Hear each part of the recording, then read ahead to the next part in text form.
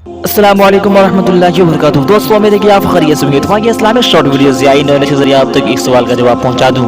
تو سوال ہے کہ کیا شہید کو نہلا دھلا کر دفنایا جائے گا یا ویسے ہی اسے دفنا دیا جائے؟ جب آپ سنیں اس پہلے آپ اس چینل کو لائک کریں، شیئر کریں، سبسکرائب کریں اور بیل آئیکن کو دبانا نہ بھولیں تاکہ جب بھی کبھی ویڈیو اپلوڈ کروں تو اس کی نوٹیفیکیشن سب سے پہلے آپ تک پہنچیں اور آپ سب سے پہلے اس ویڈیو کو دیکھ اور سن سکیں. تو سوال یہ تھا کہ کیا شہید کو نہلا دھلا کر دفنایا جائے یا ویسے ہی اسے دفنا دیا جائے؟ تو اس کا جواب یہ ہے کہ شہید کو نہ غسل دیا جائے اور نہ اس کا خون دھویا جائے، نہ کفن دیا جائے، بلکہ اسی طرح اس پر نماز جنازہ پڑھ کر دفنا دیا جائے.